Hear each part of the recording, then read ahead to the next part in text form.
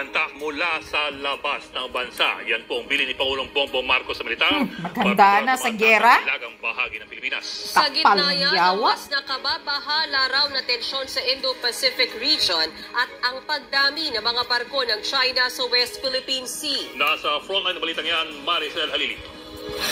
Kasalanan mo yan, bangag. Eto, mismong Pangulo na po ang nagsabi maghanda na tayo. Tingnan nyo.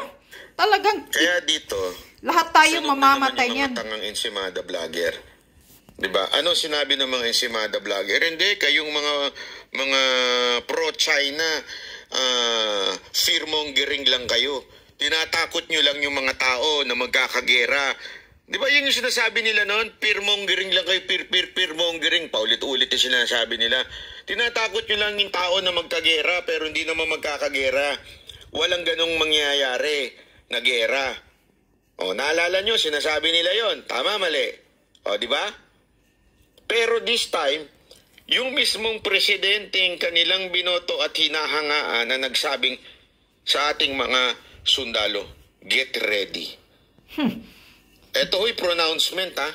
Hindi ho ito, oy, ano kayo dyan, ha? Handa lang kayo. Prepare lang kayo, ha? Hindi ganun to. Ito talagang inutusan niya na, get ready. Eto na, malapit na. So, ibig sabihin, totoo yung fear natin noon na possible na magkagera anytime. Puputok na ito. Ayan eto na mismo. Sa 5th Infantry Division ng Philippine Army kahapon, nagbabala si Pangulong Bongbong Marcos tungkol sa mga banta sa labas ng Pilipinas. Sa gitna ng tensyon sa Indo-Pacific region, di raw maikakailang may banta sa atin ng China, lalo't malapit lang tayo sa Taiwan. Ayon sa Pangulo, mas nakababahala ngayon ang mga external threat, kaya inatasan niya ang mga sundalo na paghandaan ito. Paglilinaw ni PBBM, hindi tayo nananakop ng teritoryo, pero hindi raw tayo pwedeng basta na lang pumayag na kunin ng iba kung ano ang sa atin. Kasunod niyan, kinumpirma ng Armed Forces of the Philippines na dumami ang namataang mga barkong pandigma ng China sa West Philippine Sea. Ayan. So, ang ginagawa talaga, medyo ginagali tayo against China. Tapos, pinag-prepare na ng ating Pangulo ang ating mga kasundalohan ready na anytime. Tapos, eto namang China, naka-ready na rin, naka-forma na rin. Huwag niyong kakalimutan yung mga revelation ni Sas Roganda Sasot noon. Na ano sinabi niya, nilabas yan sa journal ng Amerika na ready na makipaggera at eventually inaantay na lang maggegera na ang Amerika at ang China. Tapos, biglang kasali na tayo ngayon. Kaya nga, kasalanan yan ni Marcos Jr. Maghanda kayo mga military, hilain nyo si Marcos. Before this Hinayupak. awalan sa WPS, meron na talagang alitan ng Amerika at ang China because of Taiwan, yung issue ng Taiwan. Kaya nga, matagal na yan, wala tayong ano dyan. May away na sila dyan. Ayaw bumigay ng Taiwan at yung Taiwan humingi ng tulong sa Amerika at yung Amerika nangakong poprotektahan ng Taiwan. Kaya pagka namilit ang Taiwan, papalag na ang China. Yan yung gera talaga eh. Yan talaga yung punot dulo nito eh. Siyempre, strategic yung ating posisyon. Pag titingnan nyo, ito yung China, ito yung Taiwan, ito yung Pilipinas. Ang Amerika malayo. So, kailangan nila ng base o base na malapit-lapit. Doon nila dadalhin lahat ng kanilang kagamitan panggera laban dito sa China. Para sa labanan ng China at Taiwan. Nakita ninyo? Tingnan nyo sa mapa. China, Taiwan, Pilipinas. O kaya nga 'di ba meron part sa Pilipinas na sobrang lapit na sa Taiwan. Tapos ang Amerika sobrang layo niyan. So, lugi. Ika nga pag sa Agawan Base. Alam niyo Agawan Base? Pag masyadong malayo yung base mo, lugi kasi para magbe-base ka doon para kung sinong nahuli, siya yung alam niyo Agawan Base, 'di ba? Kung sino yung nakakawak doon. O ikaw, huli ka nakahawak, pwede kang tayain. Parang ganun din yun. Alam niyo ba yung konsepto ng Agawan Base is really a concept about war? Kasi importante na bumalik ka sa base, kumuha ka ng kagamitan. Panlaban. Okay? Para sa mga nakakaalala nung laro na yan. Kukuha ka, uuwi ka doon para kumuha ka ng panlaban. Kasi hindi naman unlimited yung bala ng ginagamit sa ship o di kaya dun sa ganun. So, kailangan nila ng malapit na base. Tayo ho yun. Doon tayo pumapasok. Kaya nga, nagtayo ng EDCA sa Pilipinas. Diba? Kaya nagkaroon ng mga bases EDCA sa Pilipinas. Kasalanan niya ng hinayupak na bangag. Tinitrain nila Nagpapagamit. yung mga Pilipino, but in reality, dinala na nila lahat ng gamit dito. Yeah, andyan na lahat ng gamit. Dumami ang lahat ng weapons sa Pilipinas. Napunta lahat dito, kunwari, ipinapakita sa mga Pilipino, this is how you use it. Pinapakita, binibigyan tayo. Kunyari lang yan, drama. Dinadala lahat dito yung weapon para anytime maggabombahan na, dito naman gagaling. Tayo, Ano nangyari sa Pilipinas ang Pilipinas? mawasak. Langya talaga itong Presidenting Marcos na to. Ano nangyari? Nagamit tayo. Correct. Nagpapagamit ang bangag. O ano ngayon, mga taong bayan, hintayin nyo pa? Kayo mga Pilipino, ang hilig nyo magpagamit. Yeah, correct. Oh, yan. Ayan, dagdagan ko pa. So ano na ngayon, mga taong bayan? Papayag ba kayo? Ito na. Lumabas na mismo sa mabahong bibig ng Presidenting Marcos ninyo. Mga militar, maghanda na raw kayo sa darating na giyera. Kawawang Pilipinas, kawawa kayo mga Pilipino. Dahil sa kabangagan ng utak ng presidente ninyo na nakikialam, nagpapagamit sa mga kano, kung ano talaga ang dealing nila na bakit pumayag siya noon na nagpalagay ng IDCA dyan.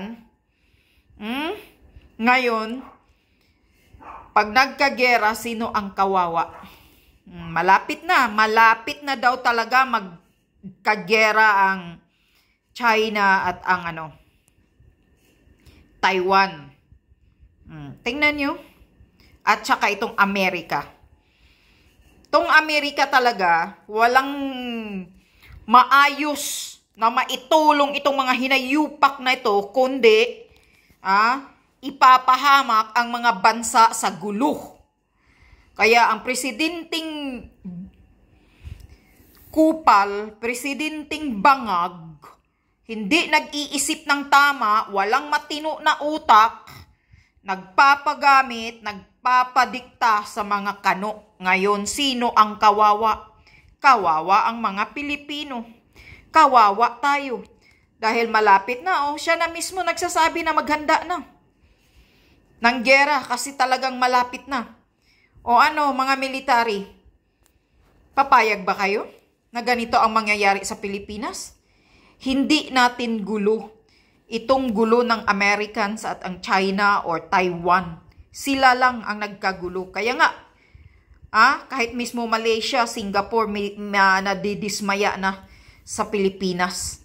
Nang dahil nito na nagpapagamit si Kuting sa mga Amerikano.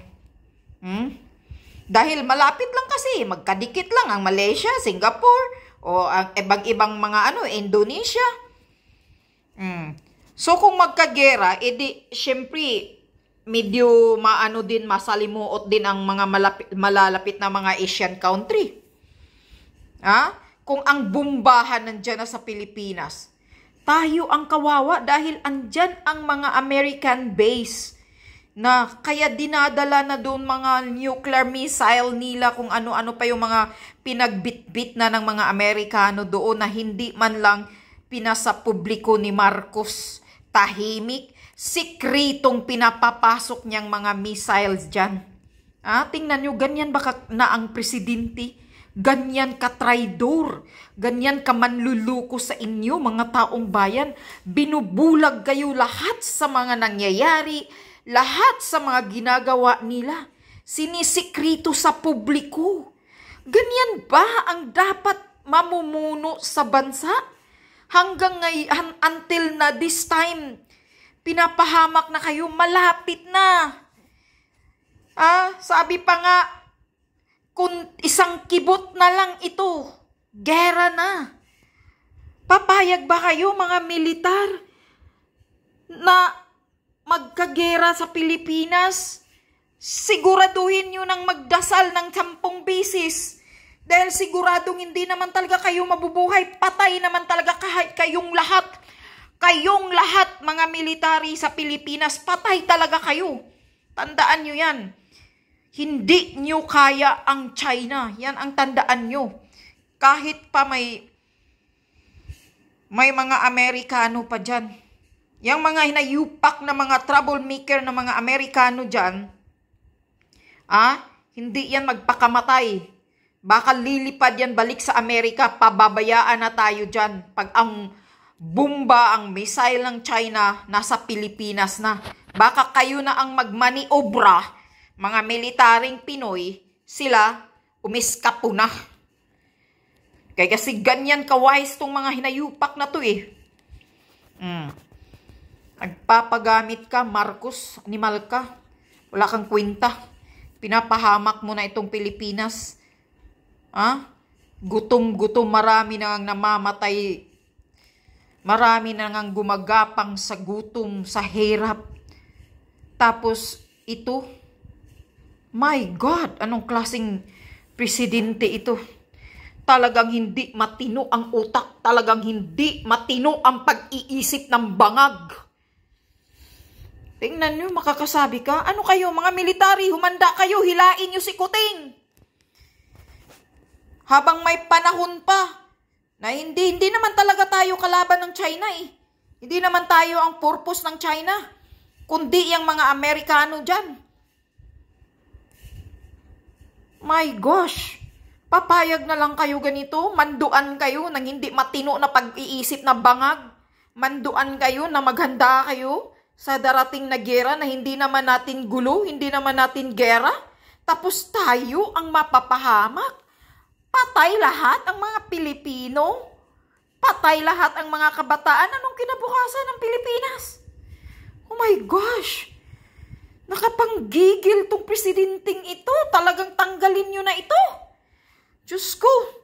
Kung may kulam lang ako, may magic lang ako, hilain ko na tong tapon ko to sa kumunoy. Nayupak, hindi nag-iisip ng tama. Talagang pinapahamak ang mga Pilipino.